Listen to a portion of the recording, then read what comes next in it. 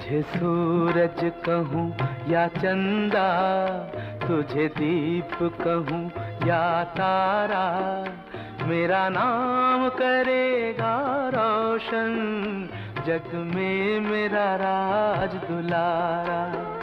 तुझे सूरज कहूँ या चंदा, तुझे दीप कहूँ या तारा, मेरा नाम करेगा रोशन, जग में मेरा राज दुलारा।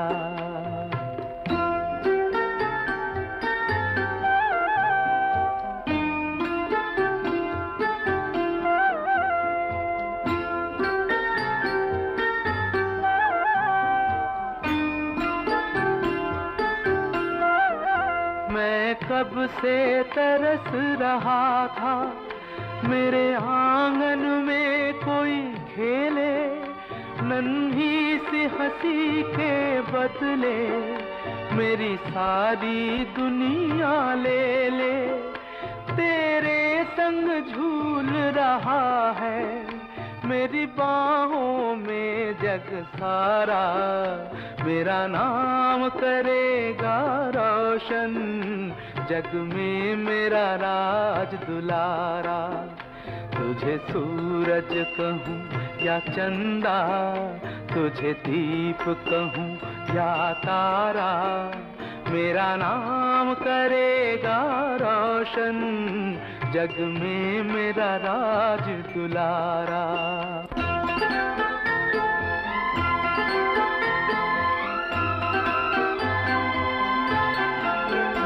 आज उंगली थाम के तेरी, तुझे मैं चलना सिखलाऊं, कल हाथ पकड़ना मेरा, जब मैं बूढ़ा हो जाऊं। तू मिला तो मैंने पाया जीने का नया सहारा, मेरा नाम करेगा रोशन, जग में मेरा राज दुलारा।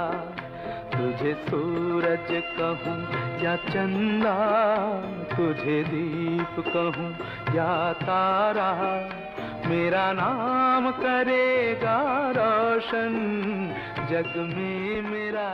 पुण्यात्माओं, दुष्ट लोगों का काम तो उनका स्वभाव ही होता है दुष्ट कर्म करने का, और साधु संतों का काम होता है स्वभाव जो उनका होता है परमार्थ ही करने का। और कबीर साहब ने हमें शिक्षा भी दी है कि जो तोकू काटा बोवे ताको बो तू फूल, तो हे फूल के फूल हैं वाह को है त्रिशूल। कहते हैं संत न छोड़े संतता, कोटिक मिलो असंत। साधु भक्त अपना स्वभाव नहीं चेंज किया करते, बदला नहीं करते, चाहे कितने असंत दुष्ट लोग उनसे कितना ही बुरा व्यवहार करते रहे, वो भगवान पर विश्वास रखने वाले होते हैं। पुण्यात्माओं, आप परमात्मा पर विश्वास रखना। संत साधु कभी किसी का बुरा नहीं सोचते, ना करते और ना ही सोचना चाहिए। परमात्मा से कोई चीज छुपी नहीं है। यदि हम भगवान से डरने वाले हैं और हम परमात्मा कबीर जी को परमात्मा मानते हैं, तो भगवान भगवान वाले काम किया करता है। आपने बहुत शांति रखनी पड़ेगी। उन दुष्टों का तो नाश होया पड़ा है, उनका तो पतन हो रहा है। वो चाहते हैं कि आपका भी नाश कर दें झगड़ा वगड़ा करके। आपने जो संयम दिखाया 9 अप्रैल सन 2013 में करोथा के अंदर, मेरी आत्मा गदगद कर दी। बच्चों, तुमने साधुता दिखाई और आगे भी इतना संयम रखना। मेरे बाद भी इस दुनिया में जिंदा मेरा नाम रहेगा, जो भी तुझको देखेगा तुझे मेरा लाल कहेगा, तेरे रूप में मिल जाएगा मुझको जीवन दोबारा। मेरा नाम बोलो सतगुरुदेव की जय हो। बंदी छोड़ सतगुरु रामपाल जी भगवान की जय हो। आप सभी भक्त भाई बहनों को दास का सच्चा है। भक्त भाई बहनों, वैसे तो परमात्मा ने सब कुछ क्लियर करवा रखा है, फिर भी दास के अंदर ये प्रेरणा हुई कि दास भी अपनी जो दास को ज्ञान है उस आधार से दास भी अपने भक्त भाई बहनों के बीच में कुछ बातें कहना चाहता है। तो बात यह है कि कुछ भक्त भाई बहन कहते हैं कि साध संगतियाँ गलत है, मनमाना आचरण है, कि हमें साध संगतियाँ नहीं करनी चाहिए, गुरु जी का कोई आदेश नहीं है। तो इसमें ये कहना चाहता हूँ मैं दास कि साध संगति कोई गलत नहीं है। साध संगति के लिए गुरु जी ने मना नहीं किया है, बल्कि साध संगति के लिए गुरु जी ने सत्संगों में सार्वजनिक आदेश दिया हुआ है। परमात्मा ने एक सत्संग में कहा कि यहाँ पर जैसे आश्रम में पहले जाते थे भक्त भाई बहन, तो उनको पहले परमात्मा सत्संग सुनाते थे, फिर मतलब सभी भक्त भाई बहन सत्संग समापन होने के बाद अपनी 15-20 भगत जितने भी जो भी 20-20 भगत आपस में एक साथ बैठ करके वो ज्ञान चर्चा किया करते थे, उसको साध संगत कहते हैं। और भी एक परमात्मा की वाणी है कि साध संगति हरि भक्ति बिन कोई न उतरे पार, निर्मलादि अनादि है गंदा सब संसार। परमात्मा ने यह क्लियर किया है कि साध संगत यानी भक्तों की संगति करने से ही हम मतलब ज्ञान में निखार आएगा हमारे, हम ज्ञान को समझेंगे, हम गुरु को समझेंगे, हम ये समझेंगे गुरु है या गुरु स्वयं परमात्मा होता है। हम भक्तों से ज्ञान चर्चा करके इस बात का निर्णय करेंगे कि गुरु जी ने हमारे लिए क्या संकेत किया है। गुरु नहीं होता, गुरु परमात्मा ही होता है। ये साध संगतियों से ही मालूम होता है और साध संगतियों से ही मालूम हुआ है, अन्य कोई तरीका नहीं है। आज गुरु को यदि आज वर्तमान में गुरु को साक्षात भगवान के रूप में स्वीकार किया है, गुरु का प्रकट दिवस बनाया है, तो आज साध संगति वालों ने ही किया है ये काम, अन्य किसी ने नहीं किया। और एक परमात्मा की वाणी है कि जो भगत भाई बहन आपस में यदि मिलके यदि कोई दो बातें भगवान की चर्चा करते हैं उसको साध संगत कहते हैं, उसको भी सत्संग कहते हैं। और एक और वाणी है परमात्मा की, गोरखनाथ जी को हवाला देता हुए उनको परमात्मा ने कहा था कि साध संगति और गुरु की सेवा अजर अमर घर पावे, कहे कबीर सुनो रे गोरख हम सबको तत्व लखावे। तो इससे भी ये सिद्ध होता है कि साध की संगत और गुरु की सेवा, ये दोनों शब्द अलग अलग आ गए। साध की संगत और गुरु की सेवा मतलब भक्त भाई, अच्छे भक्त भाई बहनों की संगति और गुरु की सेवा करने से ही हम मोक्ष की सीढ़ी चढ़ेंगे। तो भक्त भाई बहनों, पहले तो हम ये परमात्मा के सत्संगों से ही क्लियर कर लेते हैं कि साध संगति क्या होती है, सच्चाई। परमात्मा की एक ये संध्या आरती जब हम करते हैं शाम को, तो उसमें एक वाणी आती है कि संध्या आरती करो विचारी, काल दूत यम रहे जख मारी। तो परमात्मा ने यहाँ सलाह किया कि संध्या आरती कोई तीनों समय की जब हम आरती करें तो उनको ध्यान से पढ़े, उनके ऊपर अमल करेंगे तो हमें काल के दूत डगबग कभी भी नहीं कर सकते। और एक नित्य नेम में परमात्मा की वाणी है कि जे तेरे उपचरने नहीं तो शब्द साखी सुन ले, और साखी भूत संगीत है उससे लहो ने। तो परमात्मा ने ये कह रहा कि यदि आपको ज्ञान नहीं तो संतों के सत्संग वचन सुनने चाहिए, सदग्रंथों की साखी देखकर, मतलब जो परमात्मा ने सत्संग किए हैं, परमात्मा के जो वचन है उनके आधार से ही हम सही गलत का निर्णय कर सकते हैं। यदि कोई बात समझ नहीं आ रही तो हम उनके आधार से ही कर सकते हैं। हमारा आधार सत्संग है परमात्मा गुरुदेव के, और जो भक्ति बुद्धि है उनके वो है। और भक्ति मर्यादाओं को लेकर के जो भी कुछ शंकाएं होती है वो परमात्मा ने सार्वजनिक आदेश दे रखा है कि किसी कोई भी बात यदि हमारे समझ ना आए या किसी अन्य भगत भाई बहन को पता ना हो तो हम उसको बता भी सकते हैं। और यदि हमें कुछ मालूम नहीं है तो हम अन्य भगत भाई बहनों से पूछ भी सकते हैं। और ज्ञान आधार से हमें निर्णय भी करना चाहिए। ये सुनिए परमात्मा एक सत्संग परमात्मा का। और आप जी से बार बार प्रार्थना करते हैं, क्योंकि इस दास को एक सबसे बड़ी समस्या ये आ रही है कि हम इतना लंबा चौड़ा कोर्स है, यो 1 साल में भी पूरा नहीं होता जो सत्संग विचार दास सुनाता। तो इसमें बीच बीच में सदग्रंथों के जो बड़े प्रकरण आ जाते हैं, तो इस तरह की जो ज्ञान है, जो छोटी मोटी जो ये परंपराओं के बारे में जानकारी बार बार नहीं दे पाता। तो इस तरह आप जी का फर्ज बनता है एक दूसरे को समझाए, भाई ऐसे ऐसे कहानी है और हमने इससे वापस हटना है। तो कहने का भाव ये कि सच्चाई भाई बहनों, इसमें ये परमात्मा ने क्लियर कर दिया कि कोई भी बात हम आध्यात्मिक मार्ग की बात भगत भाई बहनों से पूछ भी सकते हैं और किसी को मालूम ना हो तो बता भी सकते हैं। तो अब कुछ 4-5 सत्संग परमात्मा के दास आपको सुनाएगा कि परमात्मा ने साध संगति का आदेश सार्वजनिक दिया हुआ है। ये कोई आदेश लेने की जरूरत नहीं है, परमात्मा ने सत्संग में सार्वजनिक आदेश दिया हुआ है। ये सुनिए। साधु, ये साधु माने संत भक्त, साधना करने वाले योगी सब साधु होते हैं। साधक है जिन्हें बुराई छोड़ दी, सीधा सीधा सीधा चालो सो साध कहावे, सब बुराई त्याग के भक्ति मार्ग में बिल्कुल सीधा होकर चले सो साधु है, योगी है, भक्त है। तो कहते सत्संग में अच्छे अच्छे भक्त होते हैं, एक से एक अच्छी आत्मा मिलेगी। लेकिन नए भक्त के लिए संकेत है कि उनके पास बैठना, उनसे चर्चा करना प्रभु की, उनसे क्योंकि यहाँ आपको इसलिए बुलाया जाता है कि दास तो 2 घंटे सत्संग करके फिर संगत से मिलने में लग जाता है, और बाकी भक्त जो मिल लिए बाद में बैठ जाते मंडली बना के, चर्चा चलती है। गुरुदेव ने आज ये बताया, इसका नए भक्त पूछते हैं इसका क्या अर्थ बनता है, तो पुराने भक्त उनको बताते हैं। तो उसके लिए बताते हैं कि उन नए भक्तों को कहते हैं कि उनकी संग में बैठ, जिनकी झुकी तले न डाली,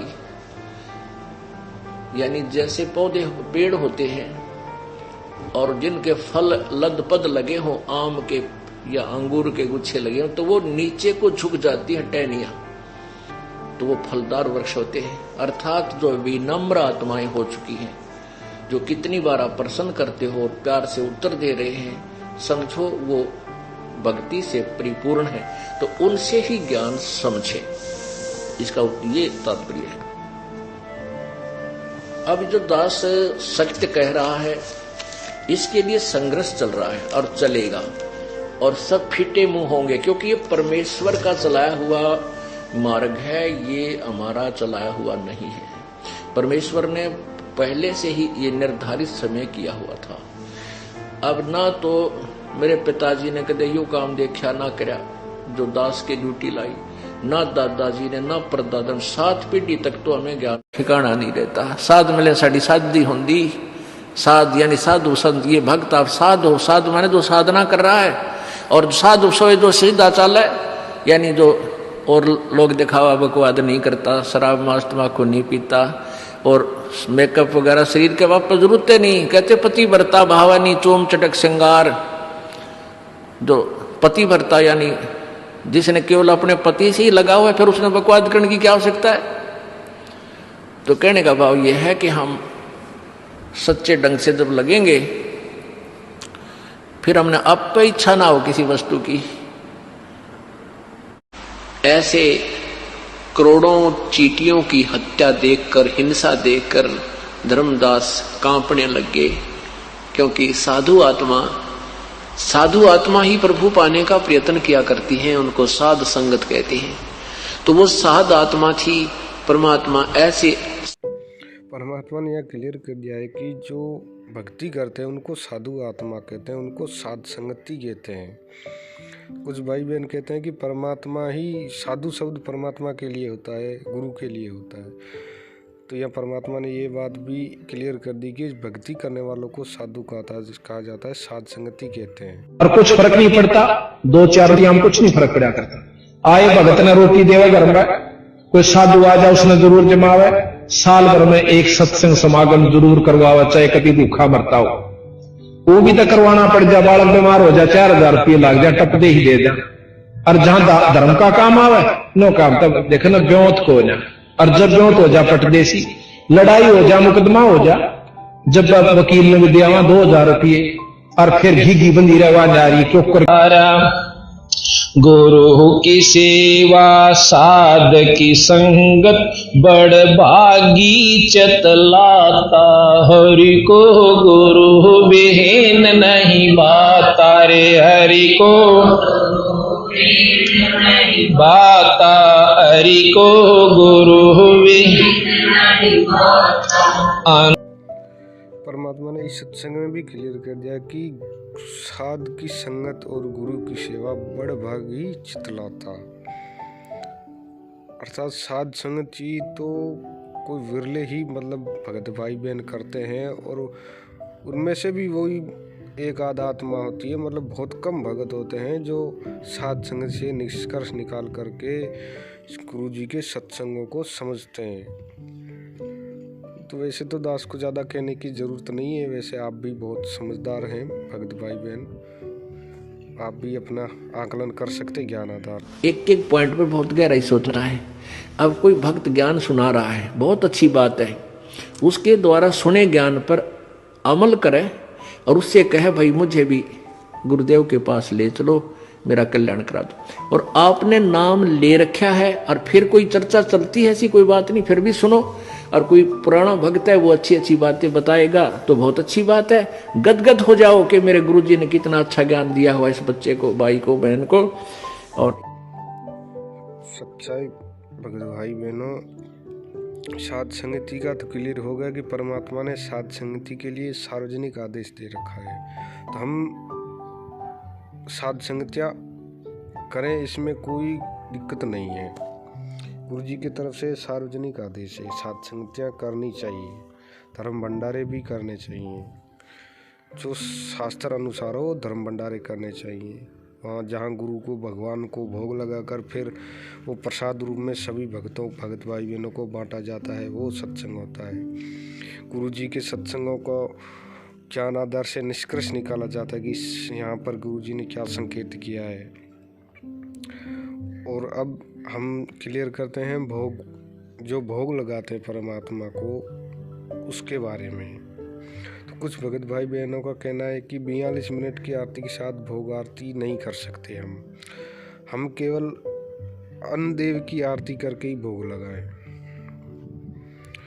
अन्नदेव की आरती करके ही भोग लगाएं, और 42 मिनट की जो भी आरती है वो हम ना करें, वो पाठ प्रकाश की आरती आती है। वो आरती 42 मिनट वाली उनका मानना है कि 42 मिनट की आरती पाठ प्रकाश में आती है। तो दास ये कहना चाहता है कि वैसे तो सभी वाणियाँ पाठ प्रकाश की हैं, जैसे नित्य नेम, असम कंदन, रमणी, संध्या, आरती, जितनी भी वाणियाँ हैं जो परमात्मा शब्द गाते हैं सत्संगों में, वो भी गरीबदास जी की ग्रंथ साहिब से ली हुई वाणियाँ। सभी ये जो नित्य नेम का गुटका हमें दिया हुआ है परमात्मा ने, भक्ति बोध, ये पूरा का पूरी ही वाणियाँ गरीबदास जी की ग्रंथ साहिब से ही निकाली हुई है। ये उनका ही मर्म निकाल के हमें परमात्मा ने दिया है। तो इसका मतलब ये भी हो गया कि ये भी पाठ प्रकाश की वाणियाँ हैं। पाठ प्रकाश का भोग लगाना वो अलग है, लेकिन यहाँ सिर्फ भोग लगाना वो अलग है। और परमात्मा ने कहा भी है कि जो ये वाणियाँ है ये गरीबदास जी द्वारा जो गुटका थे ये उसी समय चालू हुआ था जिस समय गरीबदास जी स्वयं थे, उसी समय चालू हो गया था, तब से इनका पाठ हो रहा है। इसका मतलब क्या हुआ, मतलब भोग भी लग रहा है पाठ प्रकाश का भी, और जो हम लगा रहे भोग वो भी।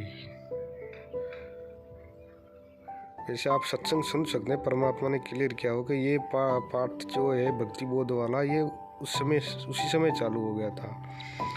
और परमात्मा ने यहाँ भक्ति बोध के खोलने से पहले ही वहाँ पर पहले पेज पर ही लिख दिया कि नित्य पाठ।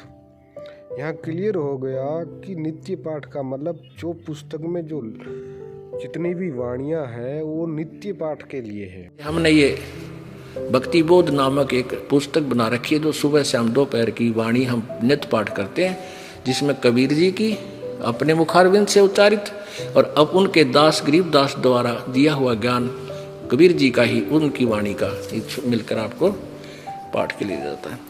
तो ऐसे उस परमेश्वर सच्चाई भगत भाई बहनों, ये एक वाणी है परमात्मा की जो हम शाम को संध्या आरती करते हैं। उसमें एक वाणी है कि तेज की आरती तेज के आगे, तेज का भोग तेज को लागे। ये रही वाणी, तेज की आरती तेज के आगे, तेज का भोग तेज को लागे। और परमात्मा ने इस वाणी का सरलार्थ किया है कि तेज का अर्थ है कि जीव परमात्मा की सर्व गतिविधि करता है, शक्ति से ही सभी कुछ करता है। और उसमें परमेश्वर का तेज ऊर्जा शक्ति है। तेज का अर्थ ऊर्जा है। ऊर्जा परमात्मा का ही स्रोत है। परमात्मा आरती परमात्मा के सामने करते हैं,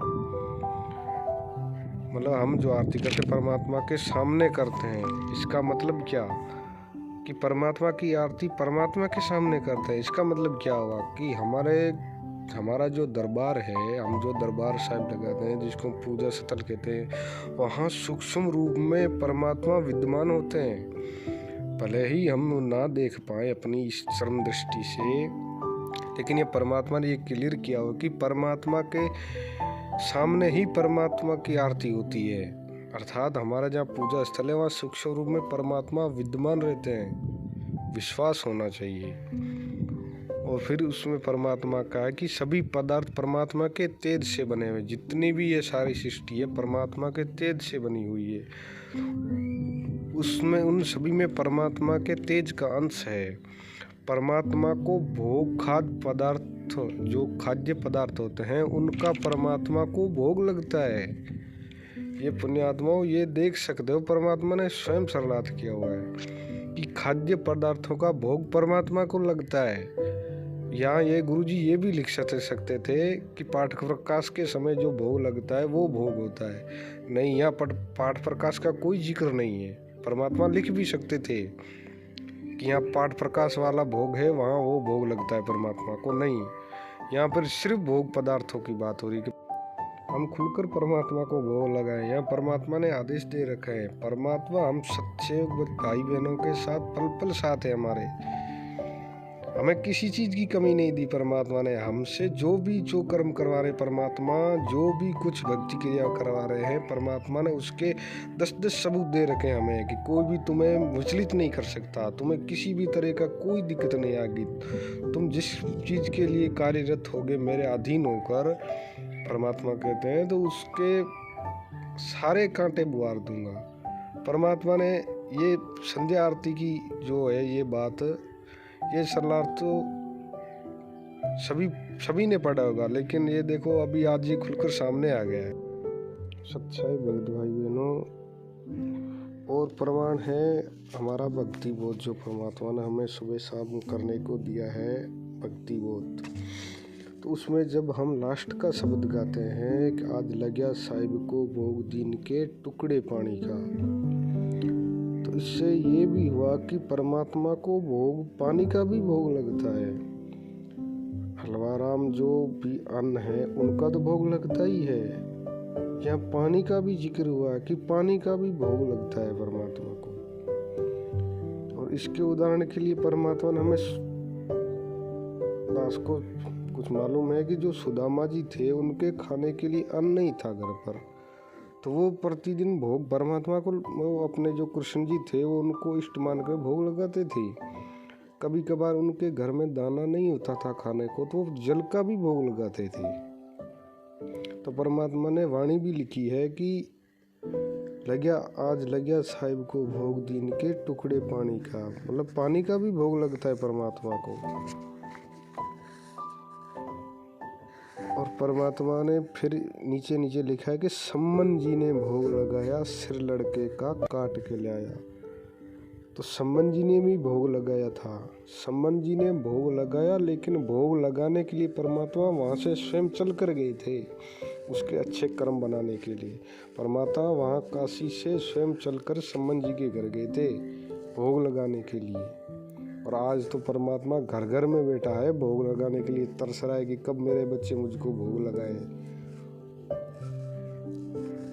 और कुछ मंदू बुद्धि जी को कहते हैं कि हमें प्रमाण दो। अरे भगवान को भोग लगाने के लिए भी कोई प्रमाण चाहिए, फिर भी परमात्मा दे रहे हैं अपने कुत्तों को निमित्त बना करके, उनका भी प्रमाण दे रहे हैं कि तुम प्रमाण देख के भी यदि भोग लगाओ तो भी सही। और फिर तीसरी वाणी है कि जिन भक्तों के ये भोग लग जाए उनके तीनों ताप नसाए। कि जिन भक्तों का ये भोग लगेंगे उनके तीनों ताप नष्ट होंगे। और इसका उदाहरण दिया परमात्मा ने पांडवों की यज्ञ का।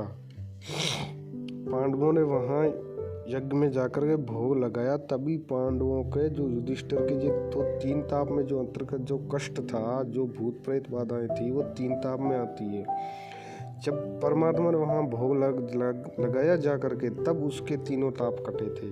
तो यहाँ परमात्मा ने ये भी कहा कि जिन भक्तों के ये भोग लग जाए उनके तीनों ताप नसाए।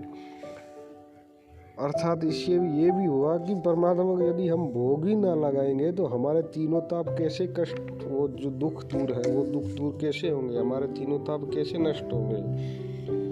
जो भक्त भाई कहते हैं ना कि हमारे ये दुख हो गई, तकलीफ हो गई, तो यही कारण है। दास को तो यही लगता है कि परमात्मा ने क्लियर किया हुआ कि जिन भक्तों के ये भोग लग जाए उनके तीनों ताप नसाए। और दूसरी परमात्मा ने कह दिया कि बलि राजा ने धर्म किया था, हरि ने आकर दान लिया था। परमात्मा ने स्वयं आकर दान लिया, बलि राजा धर्म का भी जिक्र हुआ है। तो जहाँ भी हम साध संगति वाले भगत भाई बहन धर्म करते हैं, साध संगति करते हैं, गुरु को भोग लगा करके वो प्रसाद हम ग्रहण करते हैं, तो वो धर्म भंडारा ही होता है। और परमात्मा ने जिक्र भी किया है कि पहले के लोग ऐसे ही करते थे, आपस में मिलकर के पैसों का जो कलेक्शन जो जितना भी जिसके हिस्से में आता था 150 उतना करके वो सामूहिक भंडारा कर करके आपस में ही खा लेते, खुद ही पैसे इकट्ठे करते थे, खुद ही मतलब भंडारा कर लेते थे। और वो कहते थे धर्म हो गया, और वर्षा हो जाती थी इससे। तो हम साध संगति वाले भी कुछ ऐसा ही कर रहे हैं। हम कोई वर्षा के लिए या कोई किसी और के लिए नहीं कर रहे, लेकिन परमात्मा तो उस आधार से सब कुछ करेंगे, लेकिन हमारी इच्छा तो हम अपने आत्म कल्याण के लिए कर रहे हैं कि हम धर्म करें, हमारा 5वां यज्ञ पूरा हो, तो इसलिए कर रहे हैं। और दूसरी परमात्मा ने कि धर्मदास ने यज्ञ रचाई, बिन दर्शन ना जीव गुसाई। और दर्शन देख के प्यास बुझाई,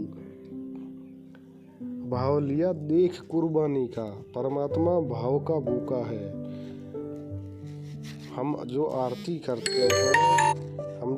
करते हैं, यदि वो आरती किसी अनपढ़ भगत भाई बहन को, ना तो वो वीडियो से कर सकता है, ना वो पुस्तक से कर सकता है, वो उसका भोग कैसे स्वीकार होगा। तो परमात्मा ने यहाँ कहा कि भाव लिया दे कुर्बानी का।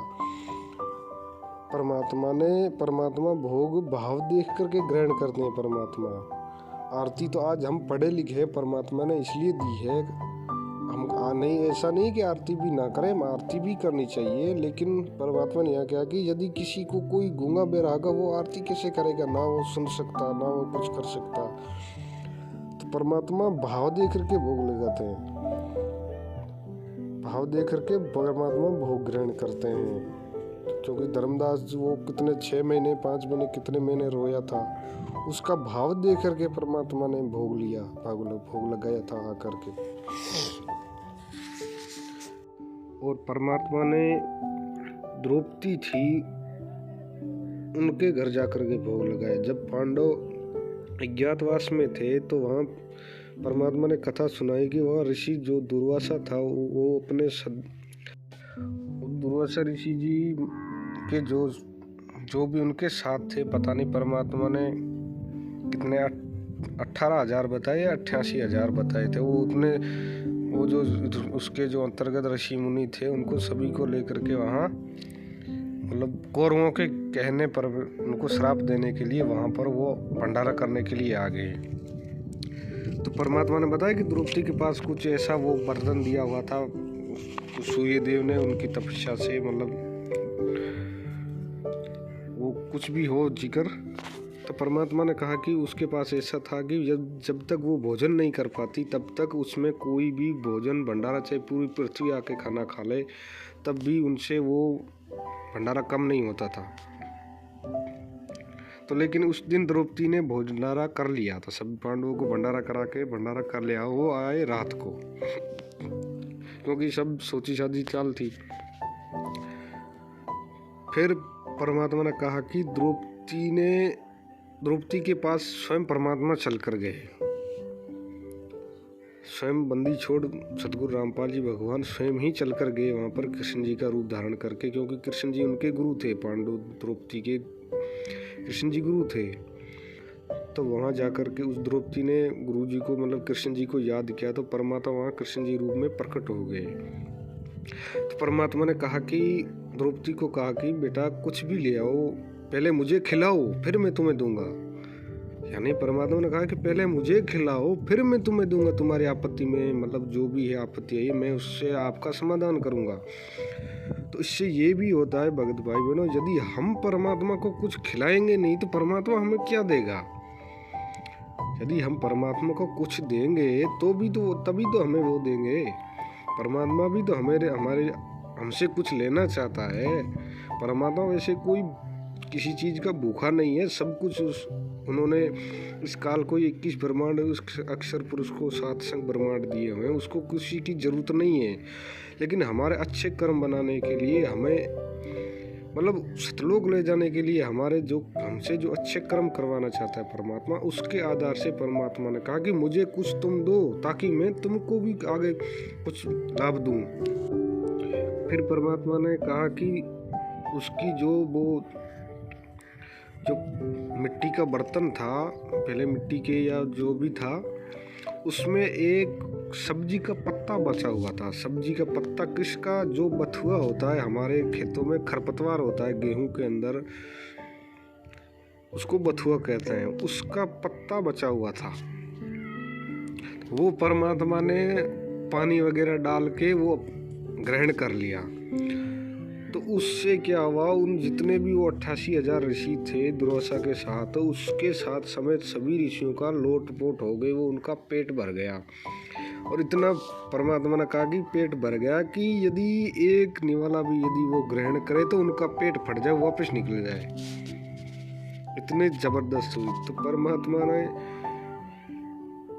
परमात्मा इस बात का संकेत करते हैं कि मैं भोग लगाने के लिए, अच्छे कर्म बनाने के लिए पांडवों के वहाँ मैं खुद स्वयं चल कर गया। लेकिन आज मैं तुम्हारे घर घर में बैठा हूँ, अपने बच्चों के घर घर में बैठा हूँ, जो भक्ति करे उनके घर घर में बैठा हूँ, फिर भी हम भोग ना लगाते हैं। तो ये हमारी कमी है, परमात्मा की कोई कमी नहीं है। और दूसरा उदाहरण परमात्मा ने दिया कि सबरी माता जो थी त्रेता युग में रामचंद्र जी के समय, उसके वहाँ जाकर परमात्मा ने झूठे बेर खाए। ये परमात्मा ही था, वो को रामचंद्र जी नहीं थे झूठे बेर खाए जाकर, वो परमात्मा ही थे, स्वयं बंदी छोड़ सतगुरु रामपाल जी भगवान। दास अभी सत्संग सुनाएगा। परमात्मा ने कहा कि सतगुरु के लिए वो इंतजार कर रही थी, सबरी माता परमात्मा सतगुरु परमात्मा के लिए इंतजार कर रही थी। तो रामचंद्र जी कोई सतगुरु नहीं थे। सतगुरु का मतलब स्वयं बंदी छोड़, यही रामचंद्र जी का रूप लेकर आए थे। वरना रामचंद्र जी ना कोई उनके पास ज्ञान था, ना वो कोई सतगुरु थे। उनको तो काल ब्रह्म ने यहाँ मार काट करने के लिए यहाँ पृथ्वी पर भेजा था, वो कोई सतगुरु नहीं थे। सतगुरु जी बंदी छोड़ हैं। देखो सुनो सत्संग की हुई गुरु की पद्धति को जो गुरु बता उस प्रकार कोई बिरला ही चल पाएगा, जिसके ऊपर ईश्वरीय कृपा हो। ईश्वर की कृपा किस पर होगी? जिसके हृदय में कपट नहीं होगा। कहते हैं कि परमात्मा ने प्रेम ज्यादा प्रिय होता है। सच्चे मन के मीता हर तो सच्चे मन के मीता, कद बिलनी काशी पढ़ आई कद पढ़ आई गीता। और भाई झूठे वीर राम ने खा लिए, इसने एक शर्म नहीं कीता। क्यों खा लिए? कि वह 1000 वर्षों से सतगुरु के परमात्मा के आने की इंतजार कर रही थी, और उस मार्ग पर रोज छिड़का किया करती थी पानी से, रोज बुहारा करती थी, और जो बैठ जाया करती थी आंख फाड़ के। चाहे कोई मृग भी आंधा दिख जाता भाग लेती थी कि मेरे महाराज आगे, गुरु जी उस महाराज आगे, राम आगे। 1000 बार इतनी तपस्या करके फिर जब रामचंद्र जी आते हैं और उसकी आंखों से पानी नहीं रुक रहा से, और भूडा विकराल शरीर से, छोटे छोटे बड़े बड़े दांत से, काला कलोटा शरीर से, और उस मुंह से जो कि वो भी उसके हाथ की रोटी नहीं खा सकता इंसान, उससे बेर तोड़ कर चाक के, और वो भगवान ताई देव से रामचंद्र जी आते 3 लोक के मालिक को। और वो खुश होकर उस झूठे बेर को खाता है। क्यों खाया? क्योंकि उसे देख रहा था कि इसमें अटूट प्रेम है। तो इसी प्रकार महाराज कहते हैं उस पर ईश्वर की कृपा होगी, उस इष्ट की जिसके हम उपासक हैं, कि गुरुपद सेवा बिरला कोई, जा पर कृपा साहेब की होई, गुरु बिन मुक्ति न पावे भाई, और नरक उर्द मुख बासा पाई। तो भक्त भाई बहनों, परमात्मा ने यहाँ क्लियर कर दिया कि 3 लोग के राम को वो बेर खिला रही है। 3 लोग का राम कौन है? 3 लोग, ये 3 लोग नहीं, ये जो काल के जो 3 लोग हैं, पृथ्वी लोक, स्वर्ग लोक, पाताल लोक, ये नहीं। परमात्मा ने वेदों के आधार से 3 लोग कौन से बताए, गीता जी के आधार से 3 लोग कौन से बताए। एक ये काल का लोक 21 ब्रह्मांड, दूसरा अक्षर पुरुष का लोक 7 शंख ब्रह्मांड, और तीसरा परम अक्षर ब्रह्म यानी सतगुरु रामपाल जी भगवान ने जो ऊपर जो अमर लोक बनाए हैं, अनामी लोक, अलख लोक, अगम लोक और सतलोक, ये 3 लोग, वो ऊपर का वो एक अमर लोक, ये 3 लोग परमात्मा ने ये 3 लोगों की सृष्टि बताई कि वो परमात्मा तीनों लोकों में प्रवेश होकर सबका भरण पोषण करता है। या तो 3 लोक का ये जो संकेत किया परमात्मा ने 3 लोक के राम का, तो ये अपने ऊपर ही किया है। ये बंदी छोड़ स्वयं 3 लोक का राजा है। और दूसरा उदाहरण दिया परमात्मा ने विदुर जी का। परमात्मा ने कहा कि दुर्योधन जब कृष्ण जी को भोजन के लिए, वैसे तो वो स्वयं परमात्मा कृष्ण जी रूप में वहाँ पर उनका विदुर जी के घर भोग लगाने गए थे, वो भंडारा करने के लिए गए थे। दुर्योधन ने उनको मेवा मिश्री के लिए, मतलब जो भी राजभोज होता है उनके लिए, उनको ललचाने के लिए उनको आमंत्रित किया, लेकिन उन्होंने मना कर दिया कि दुर्योधन मैं तेरे घर का ये अंश नहीं खा सकता, राज अंश नहीं खाऊंगा। लेकिन विदुर जी ने आग्रह किया कि प्रभु आप मेरे घर चलो, आप हाँ मेरे, मतलब उसके अंदर आधीन ही थी। परमात्मा ने कहा कि आधीन उदर के भोजन पाई, केरो मूड़े मान बढ़ाई, और मान बढ़ाई से है दूर, आजीज के हैं सदा हुजूर। तो परमात्मा ने विदुर जी के घर भोजन किया, वो भी सरसों के साग का, रोटी भी नहीं, केवल सब्जी का भोग लगाया परमात्मा ने। यह कबीर सागर की फोटोकॉपी है। परमात्मा का सरलार्थ किया हुआ है। इसमें लिखा है कि जैसे कथा सुनते हैं, श्री कृष्ण ने दुर्योधन का शाही भोजन जिसमें 18 व्यंजन थे छोड़कर निर्धन तथा जो अधीन थे, वो निर्धन थे, विदुर जी के घर सरसों का साग खाया था। और कबीर जी कहते हैं कि हमें इसी प्रकार अभिमानी के साथ नहीं रहते।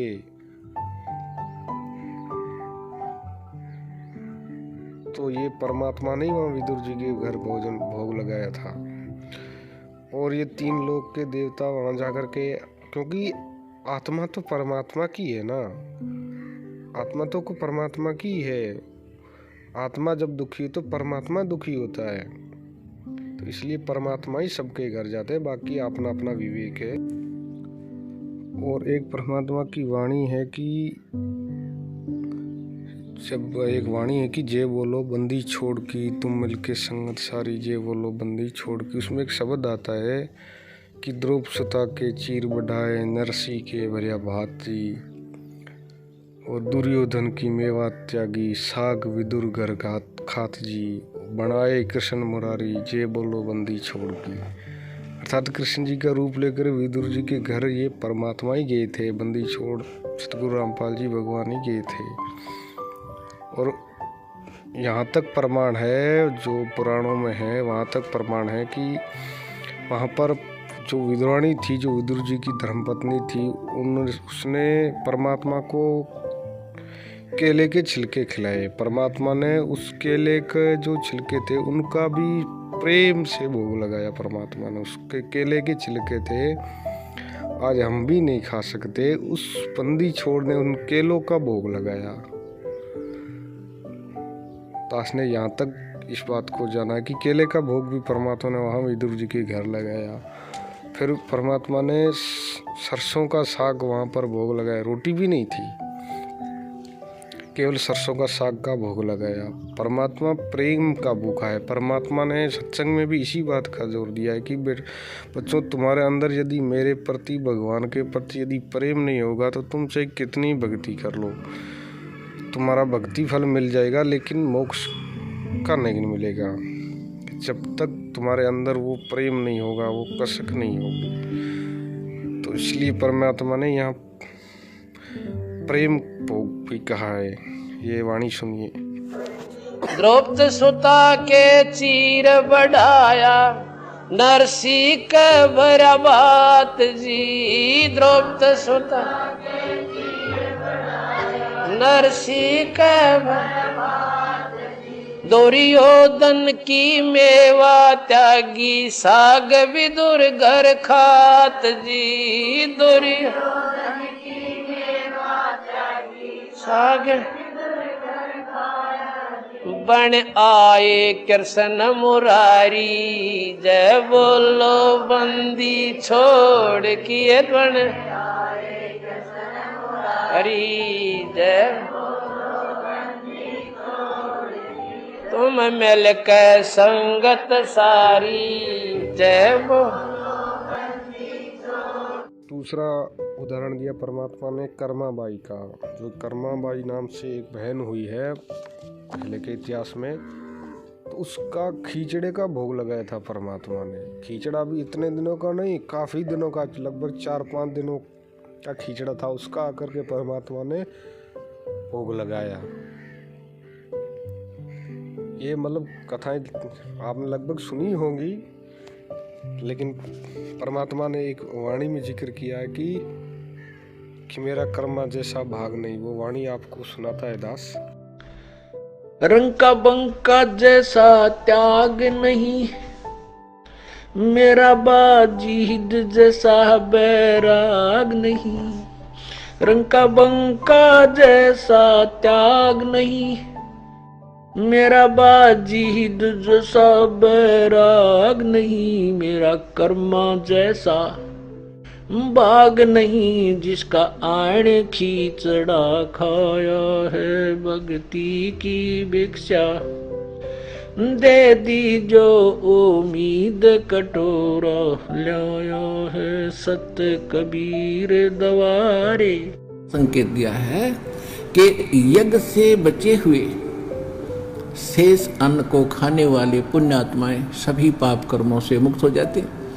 अब यज्ञ माने शास्त्र अनुकूल धार्मिक अनुष्ठानों में सबसे पहले उस पूर्ण परमात्मा परम अक्षर ब्रह्म को इष्ट मानकर उसको भोग लगाया जाता है।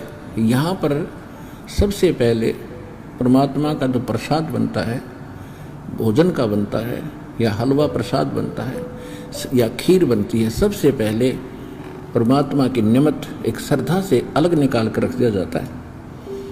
उसके बाद शेष बचे हुए अन्न को आप जी में वितरित किया जाता है।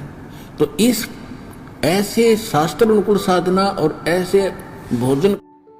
सच्चाई भगत भाई बहनों, इस सत्संग में परमात्मा ने कहा कि धार्मिक अनुष्ठानों में पूर्ण परमात्मा को इष्ट मानकर भोग लगाकर फिर शेष अन्न को वितरित किया जाता है। उससे साधक के करोड़ों पाप नष्ट होते हैं भक्तों के। तो भगत भाई बहनों, हम यह विचार जरूर करें कि पूर्ण परमात्मा कौन है। सतगुरु रामपाल जी भगवान, और सतगुरु रामपाल जी भगवान को इष्ट मान करके भोग कौन लगा रहा है। सतलोक आश्रम मैनेजमेंट वाले या उनके जो साथ चल रहे हैं भगत भाई बहन, वो तो नहीं लगाते। वो तो संत रामपाल जी को ठीक है वो मुंह से भगवान कह देते हैं, लेकिन केवल एक पतिव्रता इष्ट मानकर उनको भोग नहीं लगाती। उनको आश्रमों में वहाँ क्या होता है, गरीबदास जी की फोटो के सामने भोग रखा जाता है जो काल्पनिक है, और जो 600 वर्ष पहले जिसको दाढ़ी मूछ वाली कबीर फोटो कहा जाता है कि ये भाई कबीर जी की फोटो है, उसको भी वहाँ सामने वो थाल परोसे जाते हैं। रामदेवानंद जी जिनको परमात्मा ने अपनी शब्द शक्ति से जैसे भी उन्होंने वो सतलोक भेज दिए, दादा गुरुजी रामदेवानंद जी, उनकी फोटो के सामने भी भोग रखा जाता है। और गुरु जी का तो फोटो वो तो रखते ही हैं, अब वो जाए कहाँ, वो तो रखना ही पड़ेगा इनको। तो सभी को ये भोग लगाते हैं। अब इनके से पूछे तो ये कहे कि गुरु जी भी ऐसे ही करते थे आश्रम में, कि गुरु जी भी सभी को भोग लगाते थे। तो गुरु जी तो चाहे कुछ भी करे तो हमारे लिए क्या आदेश है? गुरु जी हमारे लिए ये संकेत कर रहे हैं कि इष्ट मानकर गुरु पूर्ण परमात्मा को भोग लगा। इष्ट मानकर पूर्ण परमात्मा को, पूर्ण परमात्मा भी कौन है? यह तो साध संगतियों में मालूम पड़ेगा। साध संगतियों में ही केवल सतगुरु रामपाल जी भगवान को पूर्ण परमात्मा इष्ट मानकर भोग लगाया जाता है। सतलोक आश्रम मैनेजमेंट वाले नहीं। ऐसा हंस, ऐसा भक्त जब अपने एक इष्ट पूर्ण परमात्मा पर अपने ही गुरु को इष्ट रूप में मानकर जब अपने जीवन रूपी सफर में प्रस्थान करता है रास्ते पर, तो परमात्मा उस जीवन रूपी सफर के पाप कर्म रूपी कांटों को बुहारना शुरू कर देता, उसके दुखों को खत्म करना शुरू कर देता है, झाड़ू देता चलता है कि मेरी प्यारी आत्मा के कांटा ना लग जाए। परमात्मा वर्तमान में इस दास के रूप में विराजमान है।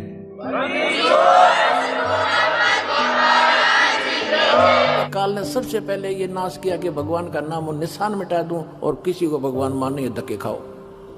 और दास के लिए सबसे बड़ी समस्या है कि मैं भगवान को भगवान सिद्ध करूं, हजारों प्रमाण दूं, जब जाके दिमाग में सेट होती है सचमुच कबीर इज गॉड।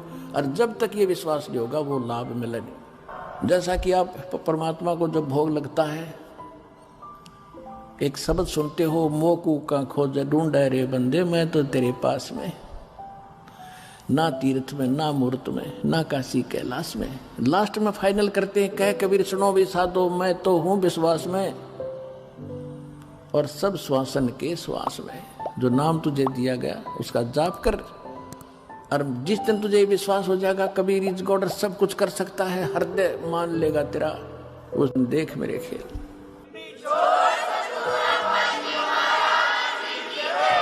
अब परमात्मा ने यहाँ कह दिया कि यदि विश्वास है तो परमात्मा है, यदि विश्वास ही नहीं तो परमात्मा नहीं है।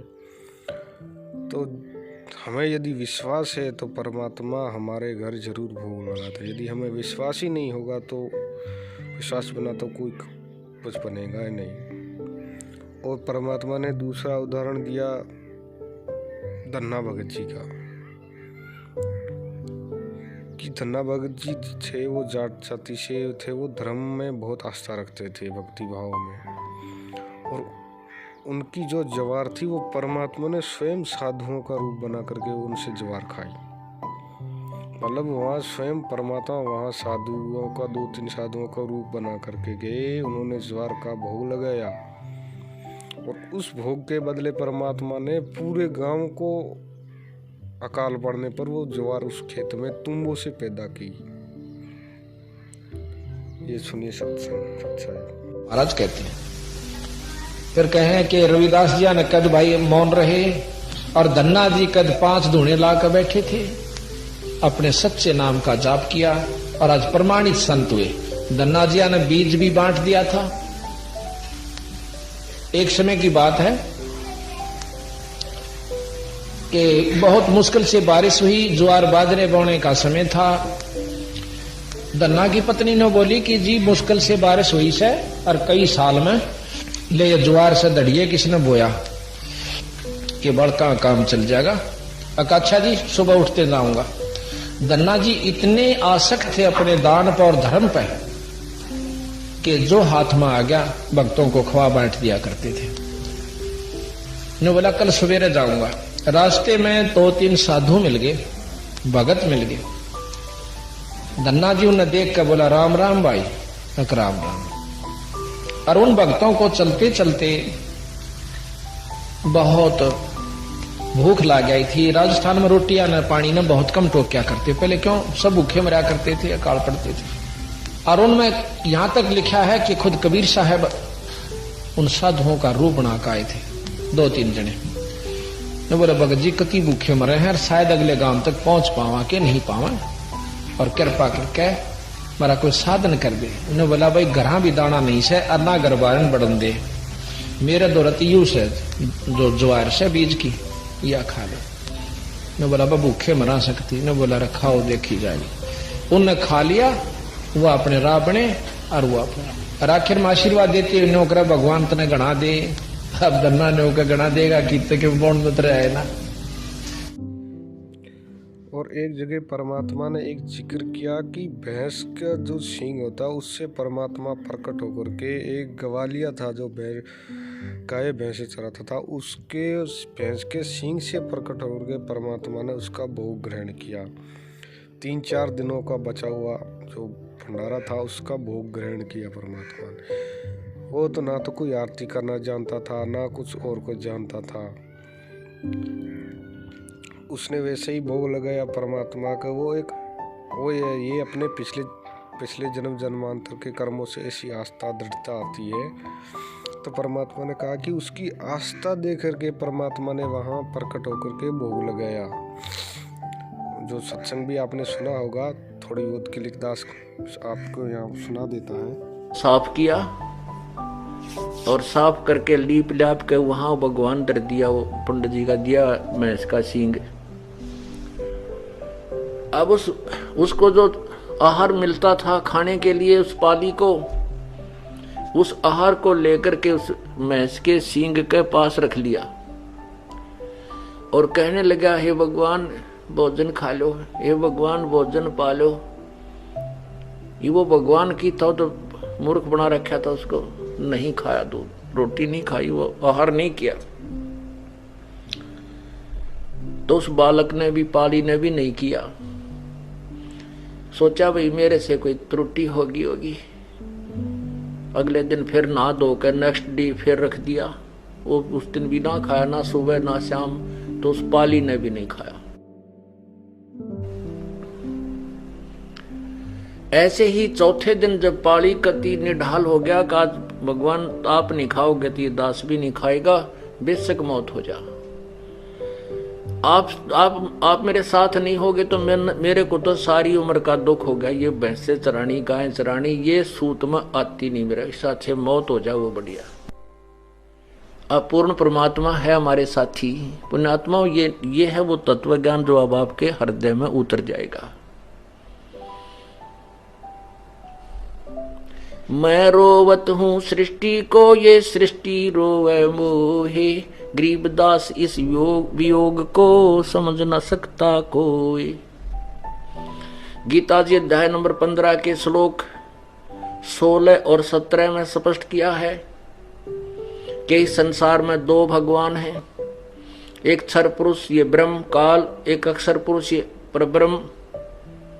और इन दोनों के ही लोकों में ये प्राणी सब नाशवान है, ये स्वयं भी नाशवान है, केवल जीवात्मा अमर है। 17वें श्लोक में कहा है कि उत्तम पुरुष है तू अन्य परमात्मा इति उदाहरते। उत्तम पुरुष यानी वास्तव में पुरुषोत्तम कोई उत्तम भगवान तो इन दोनों से भी न्यारा है, जिसको परमात्मा कहा जाता है। और यह लोकत्रयम् अविश्य विभर्ति अव्यय ईश्वर है, जो तीनों लोकों में प्रवेश करके सबका धारण पोषण करता है, सबके किए कर्म का फल भी वही देता है।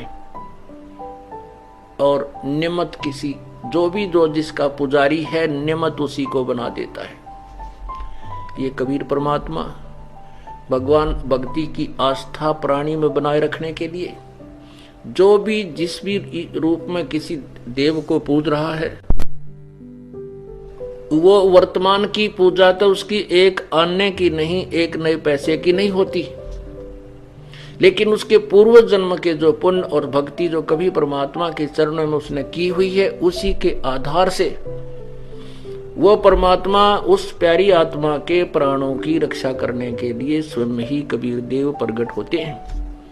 और वो जिसकी पूजा कर रहा है वो सोचता है कि मेरी मदद आज मेरे इसी भगवान ने की है, लेकिन ऐसा नहीं है।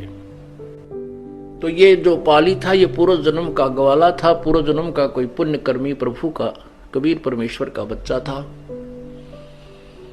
अब वो शास्त्र विरुद्ध साधना उस अनाड़ी पंडित ने, गुरु ने पकड़ा दी और उस बच्चे की जान जाने को हुई तो परमात्मा स्वयं प्रकट हुए और सामने बैठ कर दूध पी करके अंतर्ध्यान हो गई। खाना खाया, अंतर्ध्यान नहीं हुए, खाना खाया और बोले बच्चा बोल के बात है, मैं बहुत बड़ा हो गया हूं। वो भैंस का सींग था वो खत्म कर दिया परमात्मा ने, अंतर्ध्यान कर दिया और स्वयं साकार रूप जो भी उनका स्वरूप है एक व्यक्ति रूप में प्रकट होकर वो खाना खाया और बच्चे को खिला दिया। ये एक फोटो कॉपी है पुरानी पुस्तकों, नई वाली पुस्तकों में ये होगा या नहीं। जो पुरानी फोटो है, फोटो कॉपी है। इस पुस्तक का नाम है गहरी नज़र गीता में और इसका पेज नंबर है 154। गहरी नज़र गीता में पेज नंबर 154। तो इसमें यहाँ पर ये लाल लाइन से क्लिक किया हुआ है कि प्रतिदिन या सत्संग के समय भोजन प्रसाद बनता है। सर्वप्रथम कुछ भोजन अलग निकालकर पूर्ण परमात्मा को भोग लगाना चाहिए। उसके पश्चात शेष भोजन का भंडारा वितरित करना चाहिए। तो कुछ भगत भाई बहन कहते हैं कि अन्नदेव की आरती के साथ भोग लगा के वितरित करना चाहिए। यहाँ भोग जो होता है वो बड़ी आरती के साथ ही होता है। अन्नदेव की आरती वो अलग है, उसका भी आगे बताया जाएगा उसमें क्या परमात्मा ने किस कारण से हमें दी हुई है। तो यहाँ पर बना हुआ है कि प्रतिदिन या सत्संग के समय, यानी हम प्रतिदिन घर पर भी बनाते हैं या मतलब सत्संग मतलब जो भी हम घर पर या सत्संग रखते हैं, या जैसे एक तरह साध संगति वो भी सत्संग, ये परमात्मा का सत्संग का ही रूप है। तो उसमें कहा गया कि सर्वप्रथम जो भंडारा बनता है उसको प्रथम भोग परमात्मा को लगा कर फिर हम सभी भक्त खाएं। ये श्रीमद् भगवद गीता अध्याय नंबर 3 के आपको दिखाते हैं श्लोक 10 से लेकर 15। ये देखिएगा, श्रीमद् भगवद गीता अध्याय नंबर 3 के और श्लोक नंबर 10। प्रजापति ब्रह्मा ने कल्प के आदि में यज्ञ सहित प्रजाओं को रचकर कहा था, तुम लोग इस यज्ञ के द्वारा, यज्ञ माने धार्मिक अनुष्ठान, शास्त्र अनुकूल वृद्धि को प्राप्त हो। यह यज्ञ तुम लोगों को इच्छित भोग प्रदान करने वाली हो। 11वें में कहा है, यज्ञ के द्वारा देवताओं को उन्नत करो और वो देवता तुम लोगों को उन्नत करें। इस प्रकार निस्वार्थ भाव से एक दूसरे को उन्नत करते हुए तुम लोग कल्याण को प्राप्त हो जाओगे। 12वें में फिर कहा है, यज्ञ के द्वारा बढ़ाए गए देवता, बताओ देवता ने क्या हम पकड़ कर बढ़ावांगे, खींच कर बढ़ावांगे उन्हें। अब ये विधि बता रखी है कि शास्त्र अनुकूल साधना करने से, जड़ की पूजा करने से ये तीनों देवता रूपी शाखा बढ़ जाएंगी, बड़ी हो जाएंगी, फिर ये फल देंगे। देखिए, यज्ञ के द्वारा, शास्त्र अनुकूल साधना के द्वारा बढ़ाए हुए यानी बढ़े हुए देवता, ये तीनों शाखाएं तुम लोगों के बिना मांगे ही इच्छित भोग निश्चय देते रहेंगे। उन देवताओं को दिए हुए भोगों को जो पुरुष उनके बिना दिए स्वयं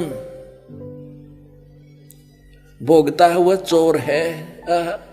अब क्या सिद्ध हो गया कि जैसे हम मूल की पूजा करेंगे, मूल की यानी जड़ की पूजा करने से टहनी बड़ी हो जाएंगी, ये देवता बढ़ गए, बड़े होकर ये फलों से लथपथ हो जाएंगी, ये टहनी बिना मांगे देंगे अपने आप, क्योंकि हम मूल की पूजा कर रहे हैं तो अपने आप इनका बस की बात नहीं, देने पड़ेंगे फल हमारे को। आगे देखो, और जो फिर कहते हैं धर्म दान नहीं करते तो वो तो चोर हैं, वो फिर स्वयं भोगता है बिना गुण को दिए यानी बिना कुछ दान किए तो चोर है। 13वें में कहा है, यज्ञ से बचे हुए अन्न को खाने वाले श्रेष्ठ पुरुष सब पापों से मुक्त हो जाते हैं, और जो पापी लोग अपने शरीर पोषण के लिए ये अन्न पकाते हैं वे तो पाप ही खाते हैं। इसका कहने का अर्थ यह है, अपने आत्माओं यहाँ पर सतलोक आश्रम बरवाला जिला हिसार हरियाणा में पूरे विश्व में एक ये स्थान है जहाँ शास्त्र अनुकूल साधना होती है।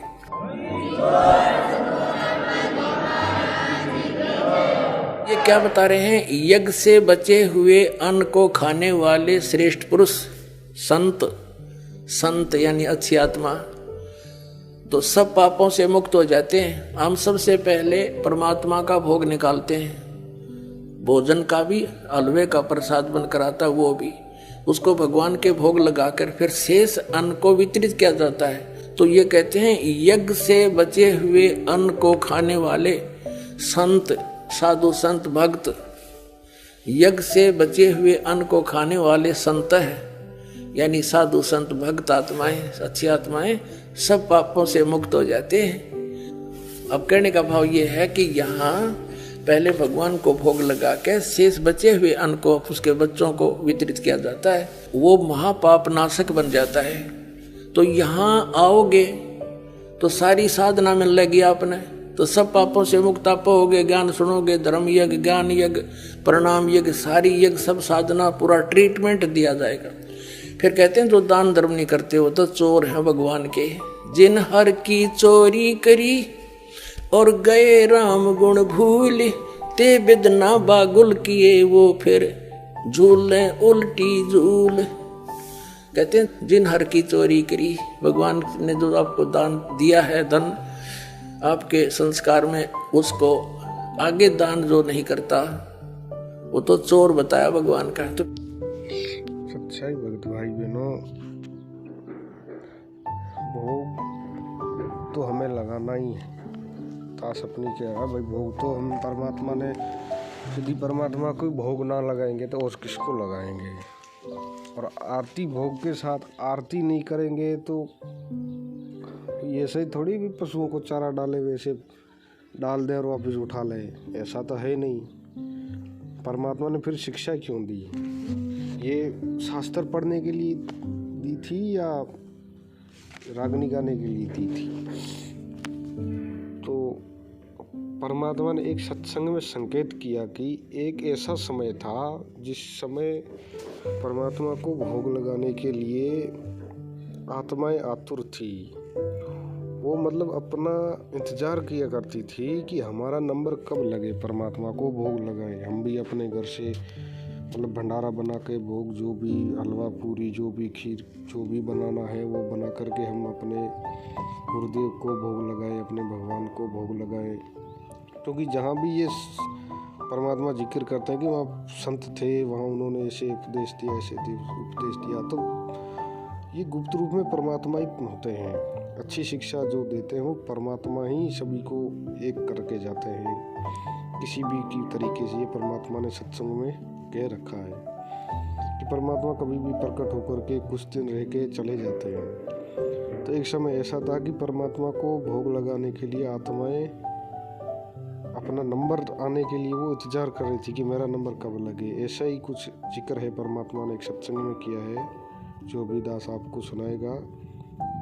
तो उसमें एक विधवा बहन का जिक्र है कि वो इंतजार कर रही थी कि परमात्मा को हम भोग में, मेरी बारी कब आएगी, मैं परमात्मा को भोग लगाऊं। तो इससे भी हम भगत भाई बहनों को एक सीख लेनी चाहिए कि वो एक समय था कि वो इंतजार करती थी आत्माएं कि कब परमात्मा को भोग लगाएं।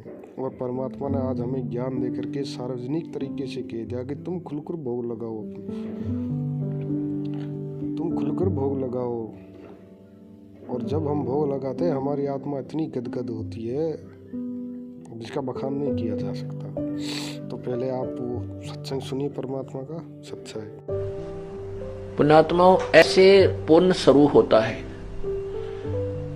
अब बहाना बना, उस पुण्यात्मा का भोजन परमात्मा तक पहुंचा, उसका अन्न यानी उसका दूध भगवान को भोग लगा, संत भक्तात्माओं ने भी खाया, उससे उसका पुण्य कर्म जुड़ गया परमात्मा से, उसका लिंक रस्सा बंध गया उसके गले में माले काला।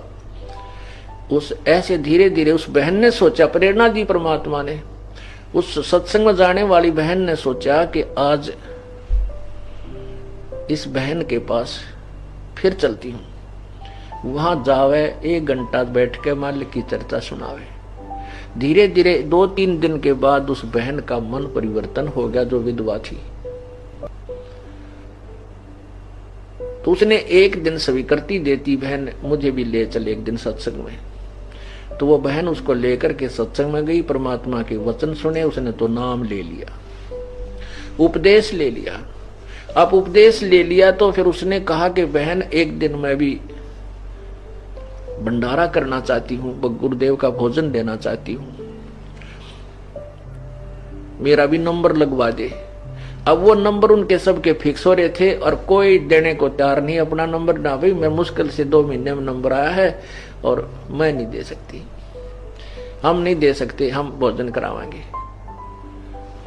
तो उधर से उस बहन का दोबारा जब टर्न आई, वो कहने लगी बहन डट जा 2-4 दिन, अब के मेरा जो टर्न आएगा उसमें से एक समय का भोजन तू करवा देना। पुण्यात्माओं, वो दिन आया, उस बहन ने उस विधवा बहन को कहा कि आज शाम का भोजन तू बना ले बहन, आप ले आना। तो उसने बड़ी खुशी मनाई और फुल्ली नहीं समावे, सारे चूल्हे लिपे, नहा धोकर स्वच्छ कपड़े पहनकर संत का भोजन तैयार किया। खीर बनाई, 2-3 प्रकार की सब्जी बनाई। अब क्या हुआ, उसका इतना तेज बुखार हो गया कि उसकी हिम्मत नहीं रही 10 कदम भी चालन की लड़की। अब वो लड़की अपनी बदकिस्मत को, दुर्भाग्य को कोस रही है, हे भगवान मैं कितनी दुष्ट आत्मा हूं, हाथ पैर जोड़ के तो मैंने टर्न ली भगवान के भंडारे की, और आज यदि मैं ये भंडारा नहीं लेकर गई, वहां संत का भोजन नहीं पहुंचा सकी, तो आगे मुझे कोई भी अपनी ये टर्न नहीं मिलेगी, मुझे सौभाग्य नहीं प्राप्त होगा भविष्य में संत के भोजन कराने का। क्योंकि सत्संगी भाई बहन कहेंगे कहते हो तब हम भी गुरुजी भूखे रख दिए तने हैं और समय पर भोजन नहीं पहुंचा सकी, आगे तुझे टर्न नहीं मिलेगी। वो आप पर सोच रही है कैसा होगा। और जो अन्नदेव की आरती है वो किस लिए हमें परमात्मा ने दी है, जो खाना खाने से पहले की आरती है और जो बाद में जो आरती है परमात्मा ने वो हमें किस कारण से दी है। इसका कारण ये है कि हम जो भी अन्न कमाते हैं, जैसे परमात्मा ने कहा कि पृथ्वी पर पग जो धारे करोड़ जीव एक दिन में मारे, तो परमात्मा ने कहा कि हम अपने काम धंधे के जो करते हैं उसमें करोड़ों जीवों की हत्याएं होती है। तो हम काम धंधा क्यों करते हैं? अपने पेट के लिए, ज़रूरतों के लिए। तो उसमें परमात्मा ने कहा कि करोड़ों जीव मरते हैं, अर्थात हम जब अपने अन्न कमाते हैं, कोई खेती बाड़ी करता है, कोई किसी तरह की मजदूरी करता है, नेक नीति करो चाहे, उनमें हत्याएं होती है। तो उस हत्या के भार को बचाने के लिए परमात्मा ने हमें अन्नदेव की आरती दी है। और जो पैसे का मूल है वो परमात्मा ने धर्म के लिए कहा कि धर्म करो, 10वां अंश अपने गुरु को दो। तो उसमें कहा है कि अन्नदेव की आरती इसलिए की कि हम उस काल के ऋण से मुक्त रहें।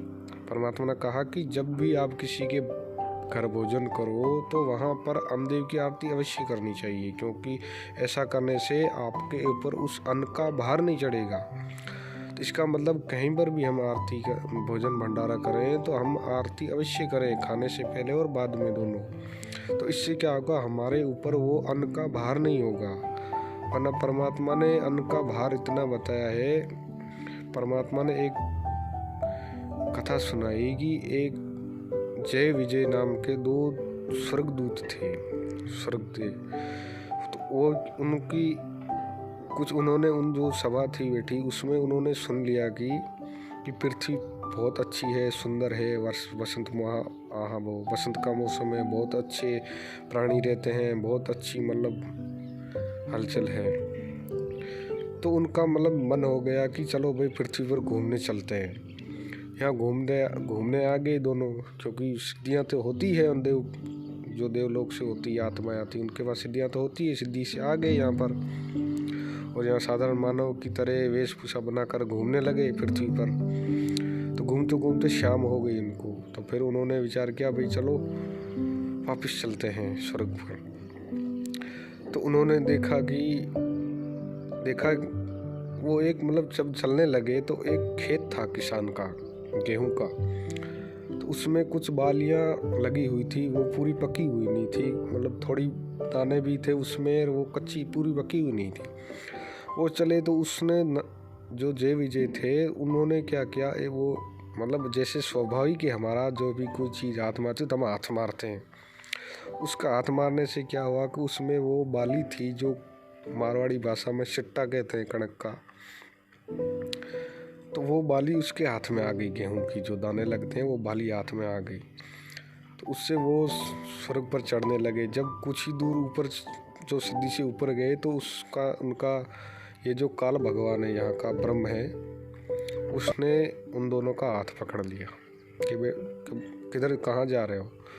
तो उन्होंने कहा महाराज जी वही इधर से पृथ्वी पर आए थे घूमने के लिए, अब शाम हो गई तो वापस घर को जा रहे हैं, वहाँ उस लोक को जा रहे हैं। तो उन्होंने क्या ये हाथ में क्या है, तो उन्होंने नज़र पड़ी भाई ये तो झिट्टा है, तो ये तुम किसकी आज्ञा से लाए।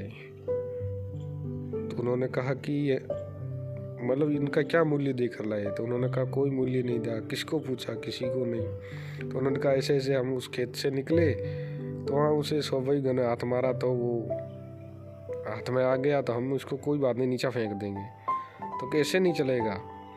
उस किसान ने कितनी मेहनत की होगी, वो भूखा प्यासा सर्दी गर्मी में कितना परेशान हुआ होगा, अपने बच्चों को भी अकेला छोड़ा, कांटे लगे, झाड़ झंखाड़, उसको दर्द हुआ कितना, वो उसको क्या कुछ दिक्कत आई, बुखार भी आया होगा, कुछ भी हुआ होगा सर्दी। तो उन्होंने कहा कि अब क्या करें। तो उन्होंने कहा कि ये उनका जो आपने उसका नुकसान किया है उसका ऋण पूरा करके आओ। तो कैसे करें। तो कि उसके एक दिन वहाँ काम करो, उस किसान को एक दिन आप दोनों जाओ वहाँ उसका काम करा दो, आपका ऋण उतर जाएगा। बोला कि ठीक है महाराज जी कि कल वापस आ जाना, लेकिन सावधानी अवश्य रखना। उन्होंने कहा ठीक है। उन्होंने कहा उनसे कोई मेहनत मजदूरी मत लेना। काल ब्रह्म ने कहा उन देवों को कि उस किसान से कोई भी कुछ भी मेहनत मजदूरी मत लेना उस काम के बदले, तब आपका ऋण उतरेगा। बोला ठीक है महाराज जी। वापस चले गए तो किसान भाई को उन्होंने कह सुनाया कि इस तरह हमसे गलती हो गई भाई, महाराज जी ने भगवान ने ऐसे ऐसे हमें कहा है आपका मतलब जो नुकसान है उसका हर्जाना हम इस तरह भर दें। तो किसान भी अच्छी आत्मा का था, तो उन्होंने कहा ठीक है भाई जैसा आपको उचित लगे। तो वो उन्होंने खेत में काम बता दिया किसान ने, तो वो काम करने लग गए। थोड़ी देर बाद प्यास लग गई तो किसान भाई को कहा भाई प्यास लगी है थोड़ा जल पिलाओ। तो किसान भाई ने उनको जल पिला दिया। फिर थोड़ी देर के बाद भूख भी लग गई तो उन्होंने कहा कि भाई किसान भाई भूख लगी है खाना खिलाओ। तो किसान जो लाया था अपने साथ वो उनको भी खिला दिया। तो शाम हुई तो उन्होंने देखा कि भाई ठीक है पूरा हो गया काम, ऋण उतर गया, वो वापस चलते। वो वापस चलने लगे। तो वापस कुछ दूरी के लिए गए तो वहाँ पर फिर उस काल ब्रह्म ने उनका हाथ पकड़ लिया। तो बोला कहाँ जा रहे हो। तो कि आपने ऐसे ऐसे कहा था, हमने वो काम कर दिया, हम वापस जा रहे हैं। तो वह कहाँ काम कर दिया आपने, वहाँ पानी किसका पिया। तो कि किसान से पिया। खाना कहाँ खाया कि किसान से खाया। तो उसको अन्न कमाने के लिए उसने कितनी मेहनत लगी। आपको खाना खाने में 10 मिनट लग गए, उसको वो अन्न पकाने में कितने महीनों लग गए। जल लाने के लिए कितनी मेहनत लगती है, कुम्हार ने घड़ा बनाया वैसा, मतलब आप समझ सकते हो। तो उन्होंने कहा अब क्या होगा, तुम्हारे वो ऋण ज़्यादा हो गया। एक सिट्टे के लिए, कणक की एक बाली के लिए जो कच्चा था पूरा पका भी नहीं था, उसके लिए तुमको एक दिन करना पड़ा। यदि भर पेट के तुमने भोजन खाया है तो उसका ऋण कितना हुआ। यदि 100 बालियों का यदि गेहूं इकट्ठा किया जाए तो मतलब एक व्यक्ति का खाना पकता है। तो उनके वो 100 दिन हो गए। तो इस तरह का परमात्मा ने कि वो जो जय विजय थे वो उसी जाल में आज भी यहीं फंसे हुए हैं। उस ऋण को उतारने के लिए आज भी यहाँ फंसे हुए हैं। तो इसी आधार से परमात्मा ने हमें कहा है कि बेटा अन्नदेव जो भोजन भंडारा करते हैं उससे पहले और बाद में अन्नदेव की आरती अवश्य करनी चाहिए। इससे हमारे ऊपर जो अन्न का भार है वो हमारे ऊपर नहीं लागू होता और हम ऋण मुक्त रहते हैं। और एक और कारण परमात्मा ने सत्संगों में भी कह रखा है कि हमारे घर में, हमारे आसपास, इर्द गिर्द सूक्ष्म रूप में भूत प्रेत पितर जो आसुरी शक्तियाँ होती है, आत्माएं होती हैं, जिनका मोक्ष नहीं हुआ, जिनकी गति नहीं होती, वो भटकती रहती है आसपास। वो आसपास भटकती है तो वो कोई मालपूड़े तो खाती नहीं है, वो भूखी प्यासी ही भटकती है। तो परमात्मा ने क्या कहा कि कुछ ऐसे होते हैं चंडाल जो कुछ तो दुखदाई होते हैं, लेकिन कुछ क्या होते हैं वो दुख नहीं देते, वो शांत ही हमारे अंदर बैठे रहते हैं, वो दुख नहीं देते। लेकिन जब हम भोजन भंडारा करते हैं, भाई मालिक सत्संग में तो नहीं सुना दास ने, लेकिन दास अपने अनुभव जो परमात्मा का दास ने ज्ञान समझा है उस आधार से दास बता रहा है। और यह सत्य भी है कि हमारा इर्द गिर्द सूक्ष्म आत्माएं रहती है, और जब हम भोजन भंडारा करते हैं, जो भी हम खान पान करते हैं, यदि हम परमात्मा का नाम नहीं लेंगे तो वो जो आसुरी शक्तियां हैं, जो वो दुष्ट आत्माएं हैं, वो हमारे साथ भंडारा करेंगी, वो हमारे साथ खान पान करेंगी। तो इससे क्या होगा, इससे हमारे ऊपर उनका दुष्प्रभाव पड़ेगा। वो उनकी जो गलत धारणाएं, गलत सोच है, जो उन्होंने जीवन में जो भी क्रियाएं की सूक्ष्म रूप में उनके विद्यमान होती है। परमात्मा ने कहा कि जैसा हम कर्म इस शरीर से करेंगे, सूक्ष्म शरीर में एज इट इज ऊपर जाएंगे। तो यही उनका भी यही होता है कि जैसे उन्होंने शरीर रूप में कर्म किए, वो उनकी जो सोच प्रवृत्ति थी, जैसे कोई मांसाहारी था, कोई शराबी कबाबी था, जैसे कोई उल्टी साधना करने वाला था, कोई भूत प्रेतों को पूजने वाला था, तो उनके सूक्ष्म शरीर में भी वो ही प्रवृत्ति रहती है, और वो प्रवृत्ति उनके दिमाग में रहती है। और जब हमारे साथ वो, यदि हम परमात्मा का नाम लेकर नहीं खाएंगे, तो वो हमारे साथ, वो आसुरी प्रवृत्ता जो हमारे साथ खाना खाएंगी, पर जलपान करेंगी, तो वो उनका जो प्रभाव है वो हमारे ऊपर होगा। परमात्मा ने कहा ना कि जैसा खावे अन्न वैसा होए मन, जैसी बोले वाणी और जैसा पिए पानी वैसी हो जा वाणी। तो इस आधार से परमात्मा ने हमें हमदेव की आरती करने के लिए कहा है। दास को इतना ही ज्ञान है, बाकी आप भी अपनी सोच सकते हो। और ये अन्नदेव की आरती परमात्मा ने क्यों करने के लिए दी, इसका भी परमात्मा ने सत्संग में जिक्र किया हुआ है। सुनिए सत्संग सच्चाई। कुछ भगत भाई बहन कहते हैं कि उस समय के जो भोग लगाए थे पुण्यात्माओं ने, जहाँ परमात्मा ने जा जा करके भोग लगाए थे, तो उन्होंने कोई आरती थोड़ी की थी, उन्होंने तो ऐसे ही लगा दिया। तो दास ये कहना चाहता है कि वो समय था, वो समय कुछ और था। आज ये पिछली पीढ़ी है। आज परमात्मा ने शिक्षा क्यों दी है? परमात्मा ने काफी शिक्षा परमात्मा ने इसलिए दी कि तुम परमात्मा को परमात्मा मान सको, तुम भगवान को पहचान सको, इसलिए ये शिक्षा दी है, इसीलिए ये आरतियां दी है। ये परमात्मा ने भक्ति बोध इसीलिए दी है कि नित्य पाठ करो। पहले पेज पर लिख दिया कि नित्य पाठ, अर्थात हम परमात्मा को रोज भोग लगा सकते हैं। ये तो उनके और राग देश ईर्ष्या वाली हो गई कि अब ये गुरु को क्यों भोग लगाने लगे, गुरु को क्यों भगवान मानने लगे। और गुरु को भोग वही लगाएगा जो गुरु को भगवान मानेगा। जो गुरु को भगवान नहीं मानेगा अंतरात्मा से, वो कभी भोग नहीं लगाएगा। और जो अपने तन मन कर्म वचन से गुरु को भगवान मानेगा, वही आत्मा भोग लगाएगी। और किसी के बस की बात नहीं है। तो ये आरतियां परमात्मा ने हमें करने के लिए दी है। वो समय अलग था, उस समय कोई आरतियां अनपढ़ थे तो वो क्या आरती करते, तो इसलिए आरतियां दी है। आरती करेंगे तो भी भाव ही प्रकट होंगे हमारे। आरती कोई गलत शब्द नहीं, उसमें कोई किसी गैंगस्टर या कोई गुंडों की उसमें कोई महिमा नहीं लिखी है। यहाँ उसमें परमात्मा की महिमा लिखी है।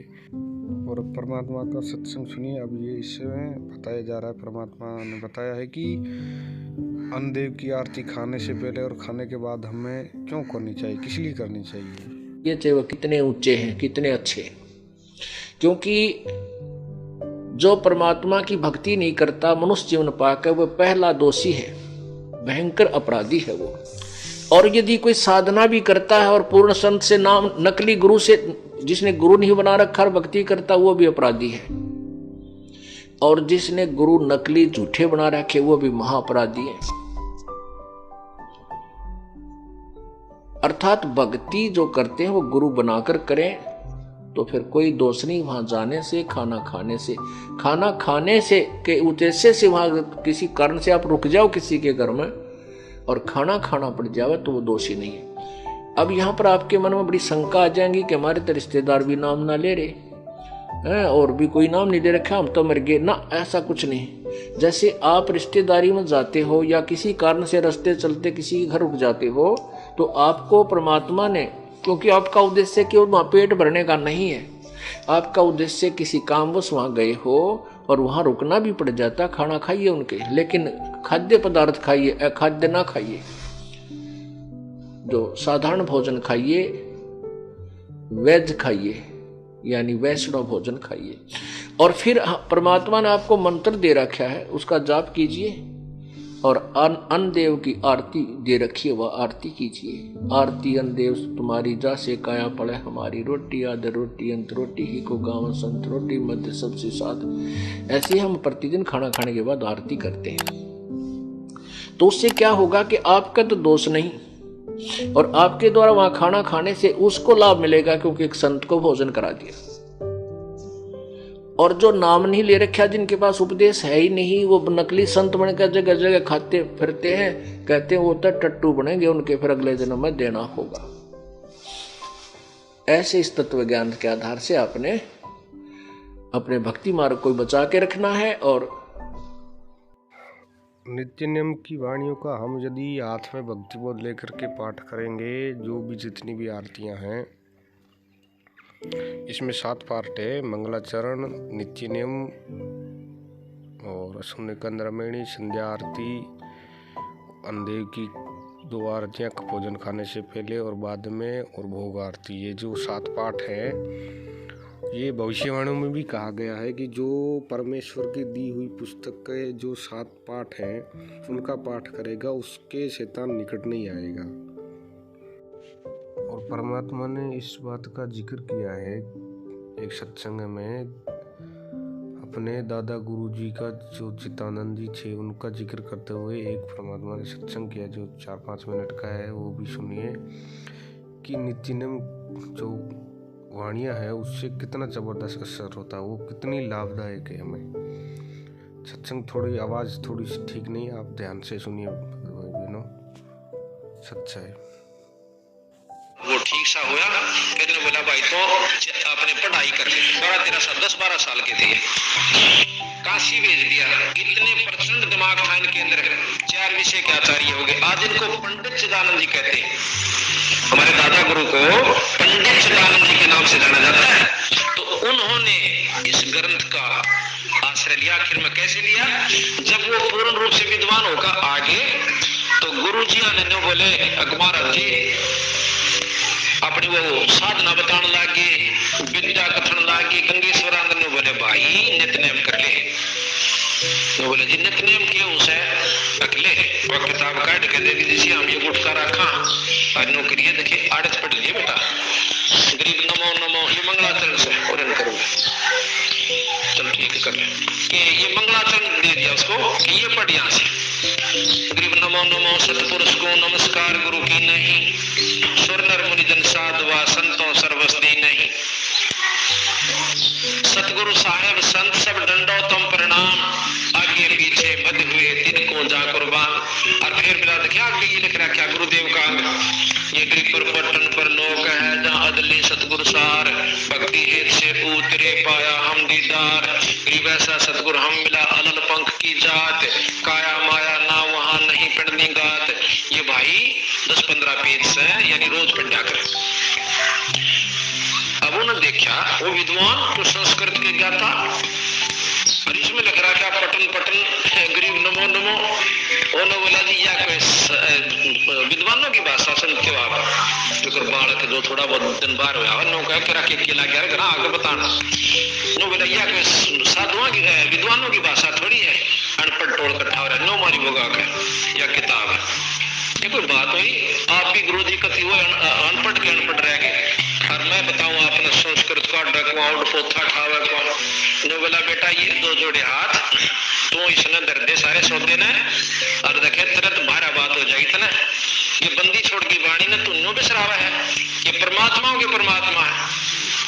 वो करने से होंगे दिखे जब ने बोला छोटा न गुरु जी आपने नहीं मेरा पूरा आप तो वो है कि वो रह गए हम पटका है ना काशी जी। बोला अच्छा भाई। अगले दिन उसका कोर्ट शुरू हो गया हमारे दादाजी गुरु जी का कोड शुरू हो गया, सारे शरीर पर पीप चल पड़ी। और ये खुद मतलब दवाई के भी एक नंबर क्या मतलब जानने वाले थे। ये प्रसिद्ध है इसमें गोपालपुर में कि बहुत तगड़े वैद्य थे। काशी मतलब कलकत्ते तक के व्यक्ति आकर इन्हें ठीक किए बाद में। तो इन्होंने उसमें भी इतने वैद्य हो चुके थे, वहां से सीखी थी दवाई। सारी दवाई ला के देख ली कितना ठीक नहीं हुआ। फिर और भी जहां भी इसने सुना वहां गए। ये साल भर इतने कष्ट पा गए कि रात में नींद नहीं आओ, किलकी मारने लागे।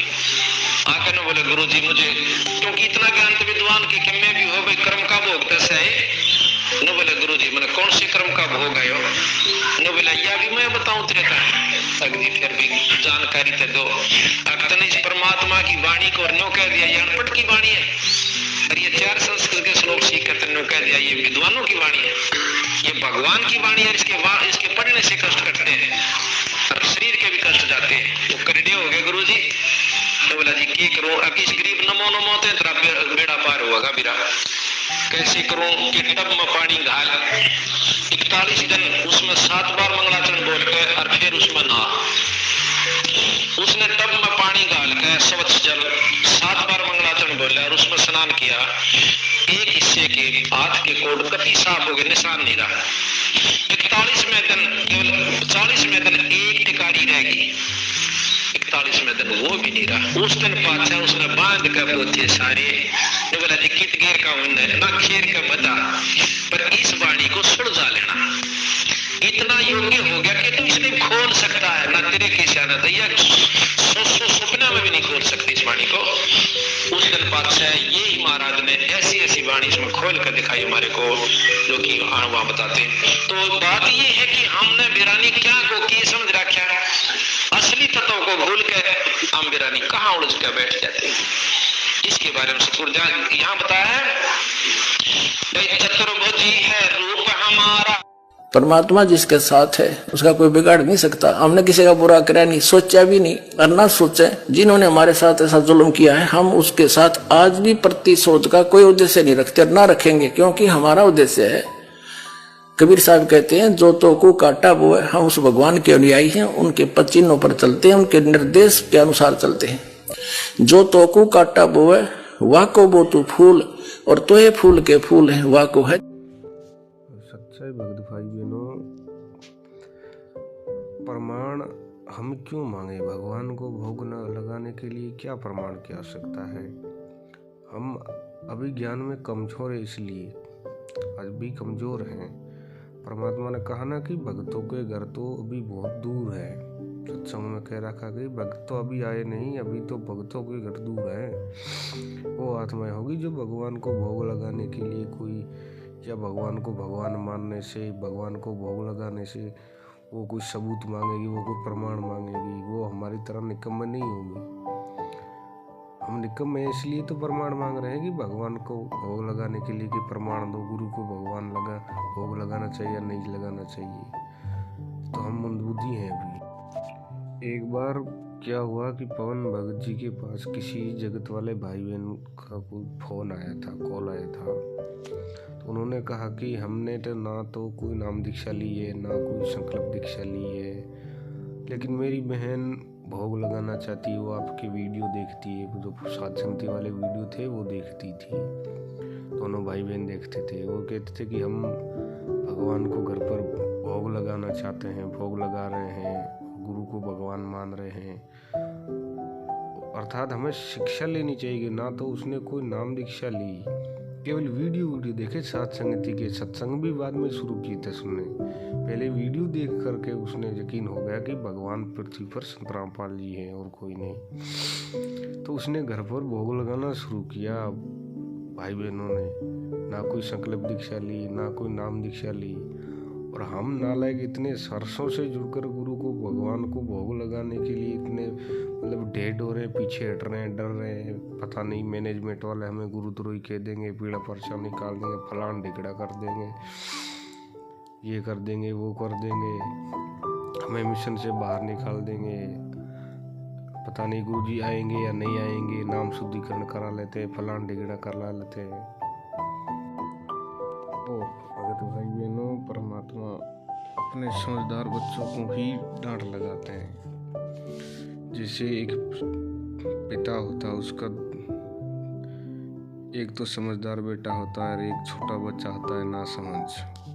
तो उस नासमझ बच्चे को खुश करने के लिए उसकी जिद के आगे उसका बाप अपने उसके माता पिता बड़े बेटे को मतलब वो डांट लगाते हैं छोटे वाले को खुश करने के लिए,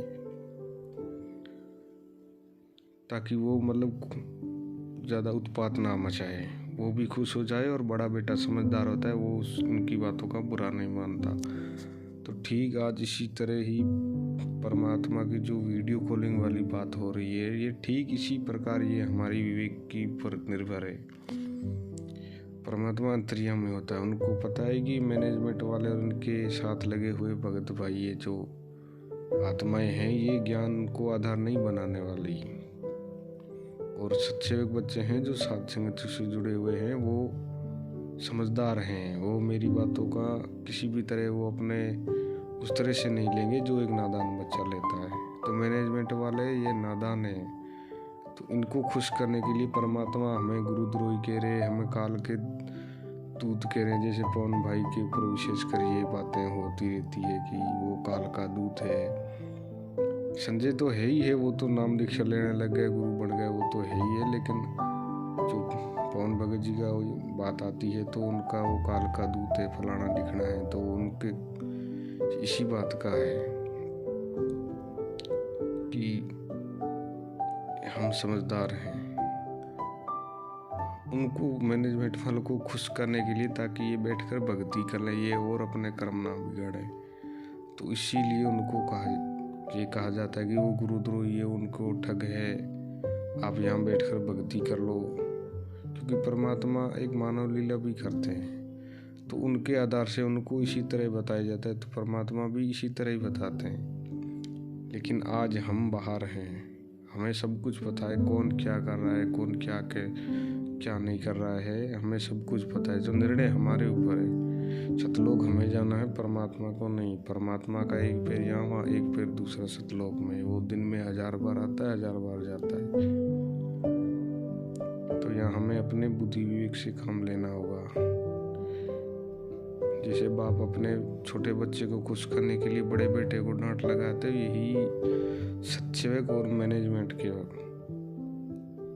हमें डांट इसीलिए लगा रहा है क्योंकि हम समझदार हैं और वो मैनेजमेंट वाले नादान हैं, इसीलिए उनको परमात्मा वो उस तरह कह रहे हैं। सच्चाई जीवन छोड़ की। गुरु जी का सत्संग, मेरी बहन भी आपकी कथा सुनना चाहती है। और देखो पुण्यात्माओं, भक्तों को शर्म आ जानी चाहिए, ना साथ संगति से जुड़ी है, केवल वीडियो देखती है और गुरुजी को भोग लगा रही है अपने घर पे। डूब के मर जाओ जो गुरुजी को भोग नहीं लगा रहे। भगत होके दुनिया तुम्हारे गुरु को भगवान मान रही है, बिना नाम के, बिना संकल्प के, और तुम नालायकों भगवान से इतने जुड़ के भी भोग नहीं लगा रहे। डूब के मरने की बात है, धब्बे हो तुम, धब्बे भगत के नाम पे। ये हैं वो आत्माएं जिनके विषय में गुरुजी सत्संग में कहते हैं कि पुण्यात्माओं, भक्तों के घर तो अभी बहुत दूर हैं, अभी भगत आए कहाँ हैं, ये तो कचरा है जो मुझे साफ करना पड़ रहा है। ये हैं वो आत्माएं जो परमात्मा के लिए अपनी पलकें बिछा देंगी। चारों युग प्रमाण है भाई, पंथ नाद से ही हो जाई। निर्गुण हो या सगुण हो भाई, नाद बिना ना चले पंथाई। नाद पुत्र तू धर्म हमार, जीव मुक्ति का दिया अधिकार। ऐसे ही वंश 42 तारे, जब भी गिरेगा तभी उबारे। नाद वचन जो बिंद न माने, काल लगेगा उसे सताने। अगर काल से बचना चाहे, नाद वंश संग प्रीत निभाहे। नाद वंश की छोड़ी जो आस, बिंद फंसे फिर यम की फांस। काल दूत छल कपट करेगा, निगुरे जीव देख खुश होगा। वे ही काल के मुख में पड़ेंगे, नाद वंश का हित न करेंगे। तभी तो तुमको रहा समझाई, सबको तुम देना चेताई। नाद वंश को जो जानेगा, वचन वंश वही पहचानेगा। सत्य शब्द जो समझा होगा, यम आकर उसे न रोकेगा। धर्मदास मैं कहूँ समझा कर, मेरा वचन सुन ध्यान लगा कर। जीवों से तुम कहना जाई, वचन वंश तुम्हें तारे भाई। वचन वंश जो नाद न छोड़े, सदा ही प्रीत नाद संग जोड़े। नाथ गोत जो पक्ष करेगा, पक्ष करेगा तो दुख में पड़ेगा। बहुत प्रकार से तुम समझाए, जो समझे वो दुख ना पाए।